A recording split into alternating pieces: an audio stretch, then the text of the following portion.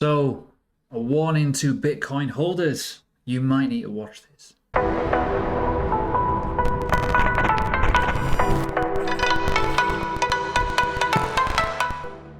Hi everyone, welcome to the channel and also this video. If you're new, make sure you have subscribed, hit the bell button, leave a like. Also, before I forget, make sure you check out Patreon.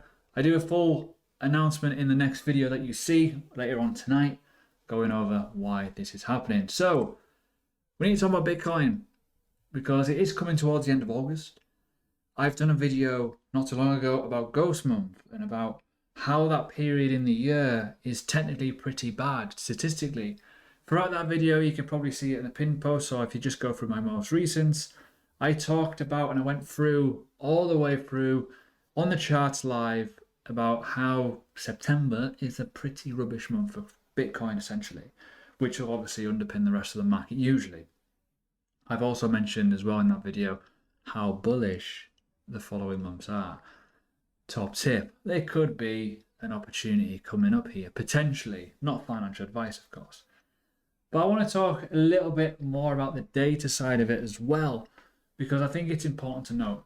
Personally, what I think is happening in the market is a standard cool-off period, but we always have a very good summer. For some reason, summers are always quite good, and so are the winters.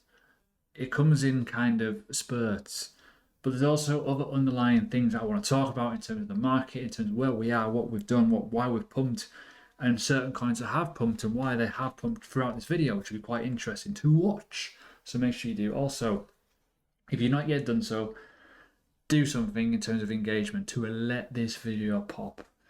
It's quite hard to get noticed on YouTube these days. Anyways, I do want to talk about it in more detail. I do feel that that level of 42,400 is going to be an important level in between that range. I think there's going to be some level of demand, and I think that will then send us potentially higher longer term. I do think we are going to pull back naturally, and it will be maybe for some people a bit hairy again. May not like it. We may go lower than 40k, but for me, we've got to look at the rest of that as a sequence of events that could give us opportunity where the market could just come for a nice breather and then off we go. Today is relatively quite good though for the altcoins. Now, if we're going to go from high down to this point, and we're going to go down to that point there, that's a 16% drop from, we're already halfway through that anyways. That's still a relatively decent drop in Bitcoin terms. That is still a good chunk of money to throw off. Basically $8,092 give or take. Not bad. Not bad in the grand scheme of things. So we'll see what happens overall in the world of altcoins and stuff like that. But first, I need to talk about something very, very quickly. So if you've not yet done so, make sure you check out the link below for BlockFi, blockfi.com/cryptomobster. If you are looking to grow passively, that's what the main word of that is, passively. I'm doing videos at the moment which is focusing on investing and passive income. Simple as that. I think too many people try and go too deep and go onto trading, get wrecked, buy rubbish NFTs because X, Y, and Z said so, buy into Dogecoins expecting to get rich. Fundamental assets are the key ones where you will grow. As an investor, you should always have something that is a good solid asset, whether that is Bitcoin, Ethereum, even the likes of, Litecoin, Chainlink, all those ones that have been around for a while and you know they're relatively okay, right? So this is a solution to lock up some of that, even stable currency, whether that is USDC, Tether, or DAI, and you can earn an interest. You can get paid in the likes of Bitcoin or Ethereum if you're thinking longer term. So if you have got some money to lock up, feel free to check out the link below. This is a great platform to use. Anyways, we're back. Hello. As I said before, the market is relatively good today. I want to look at a few things first though. Personally, this play, I think this is most likely at the moment, but there's certain reasons why. And I'm going to look at the statistics in a minute, but first, I think the dollar index is going to be of huge importance to everyone very, very soon. If I go to the 3-day chart here, we're currently trending up. And I think we are going towards our 0.382 level, that 94 point level basically, right? It's important. Why? We're pulling back up.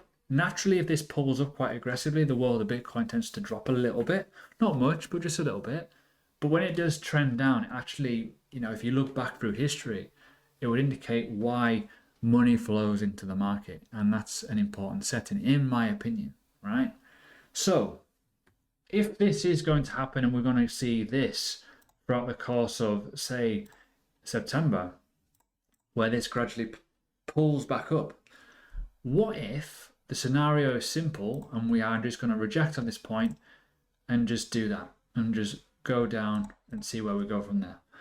If that downward passage is from October, November, December, there's most likely going to be a nice little Santa rally appearing. And that little Santa rally will allow things to flourish, because this is the data of the entire crypto market in terms of Bitcoin in the monthlies. And you're probably going to be shocked here. September is by far the worst month. Now, obviously, we've got to take this with a huge grain of salt, because we all know that sometimes the past doesn't really rhyme. And most of the time, we've got to be somewhat, careful. You can see where the data lies. You can see how, even looking at the likes of January, for example, we've had a lot of red and then we had a few greens. But there's also a lot of passages of where there's been a lot of inconsistency, the likes of March, for example. It's been all right, but not amazing. But September has been relatively quite pretty. Not many big winners, not many big losers. Well, he has been a 19%, but if we're happy with a 10% drop, be all right, wouldn't it? Realistically, when you think what August has given us overall as a whole, got to be very, very careful though. These are the average returns just on what Bitcoin is given over a monthly basis, right? And you can see how crazy it has been in certain cases in the past. Now, this data isn't a true representation, accurate level of obvious situations in terms of the change in percentages. But if I change this into dollars, for example, you'll see the differences, right? So it's enough data to go on it. If we're going on the openings, you can see stuff. But for me, I think the change in percentages is always good. Now, again, I can look at the weeklies on this as well. So you can see what happened on the weeks. And you most likely be able to figure it all out in terms of when you go into this end part of that kind of month period in terms of this area here. It gets a bit choppy. It gets a bit interesting. So there's a lot more red in certain points and there's green. And then it goes green for ages. Then we start getting red. So we've got to take all this data and look at it. But in terms of even quarterly as well, it's interesting to see that quarter 3 in the past, along with quarter 1, has been relatively iffy, but has always been a really, really strong quarter 4, which is where I think things are going to get quite, in my opinion, exciting. And this is where I think there's going to be a bigger run if there is a nice little dip. So going back onto that monthly, if we are going to go and see a little dip in September, whether that does go back down to that 42k level, we could be seeing a nice October into November into December potentially. Doesn't always happen. Look at the bear market 2018, for example. That's the anomaly.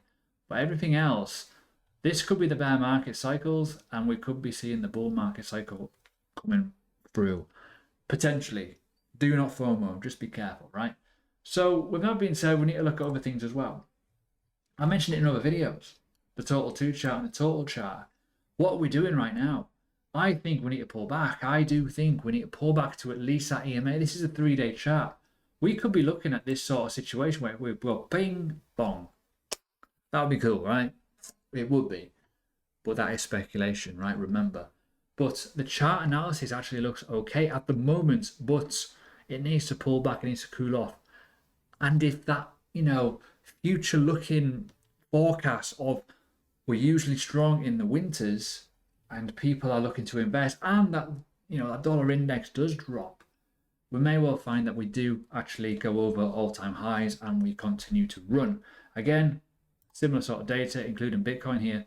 You can see here, we're at a level of, support. But it wouldn't shock me in the slightest if we do drop a bit. And obviously this will be a lot more in terms of the weight of the world of altcoins. But a 12% drop, it's not too far-fetched, is it, if it is going to go towards the EMA, for example, here. So don't worry too much about it.